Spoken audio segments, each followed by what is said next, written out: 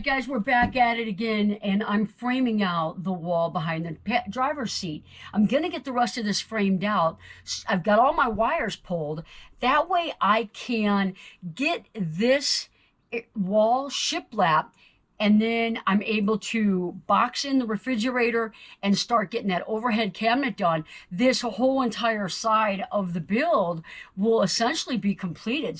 This is going to be a AC outlet on the side of the bench here, and then also a USB port, and those will both be on the side of the bench here. This right here will be my nailer. I'm going to attach this to right here, and then I'll put 3 more of these upright supports in and get this area done. So, got to get this attached, uprights done, and then we can start shiplapping.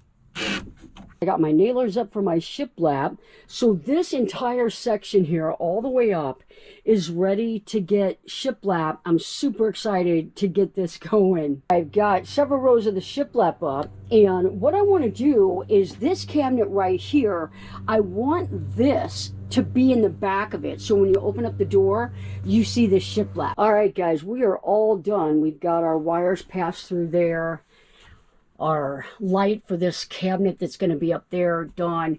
Look how clean of a finish that is. All right, guys, so I've got 2 of the panels up. One more has to go here, but before I put this one here, I need to get the shiplap back here so that I can tack it in, tack this side of the refrigerator cabinet into this wall. So when I start this wall, I want it to be at the same as this. So I measured up, this cabinet is 43. I measured up 43 inches, and I marked where the shiplap is going to land, and I'm going to cut that much off of this so that this will be at the same height as the front part, and it'll look more uniform. All right, guys, as you can see behind me, I'm pretty wrapped up back here except for this door. The Homeowners Association has sent me another email, and they're trying to get me completely shut down. So the last couple of days, I have had to slam a bunch of work because I'm afraid that I'm going to have to move the van. And I really don't have a place that I can take it to go work on. I've got all my tools here, and it's just really a mess right now. So I had to do a bunch of work, and I do want to share the work with you and show you everything that I got done.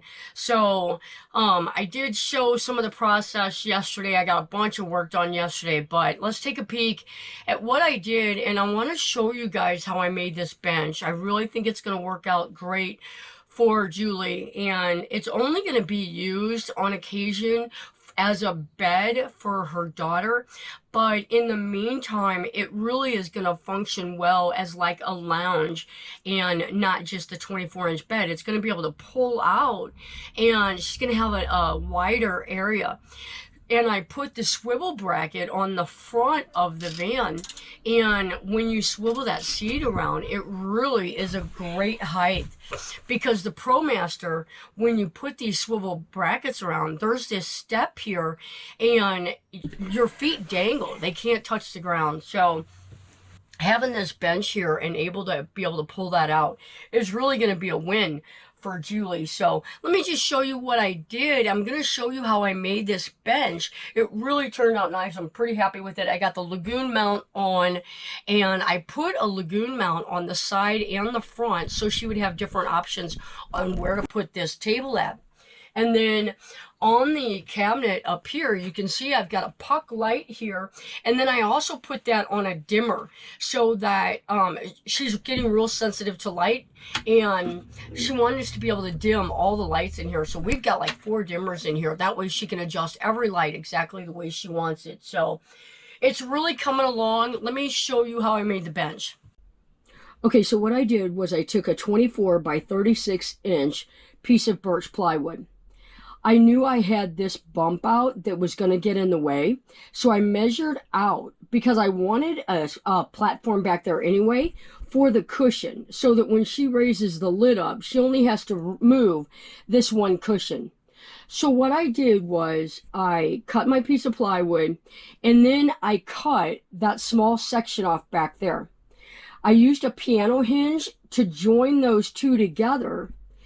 And what I did was I took my platform that I had left and I measured 4 inches over, and I made my lines. And then I took a round washer and I put it in the corner so that I could get my nice rounded edge. And then I just used my jigsaw and I cut each one of these and then did a round over on the edge here. And then took sandpaper and sanded between here. This has to be able to slide. So then I made legs that would be the perfect height. And I used my Craig jig to get those attached. That lifts up. And you can see I used 80-20 to join this all together. Now this bracket right here, I had to put some locks on here to keep this together so it wouldn't be clumsy when it wouldn't separate these two when I was lifting the lid up. And what happens is this was not enough. It was still bending down here. So I had this lock, so I put it on here. This system, I'm not 100% happy with it. So I gotta change this out somehow. So if you have any ideas, put them in the comments below, or I'm gonna have to watch a bunch of videos and figure out how they get this from separating. Because watch this.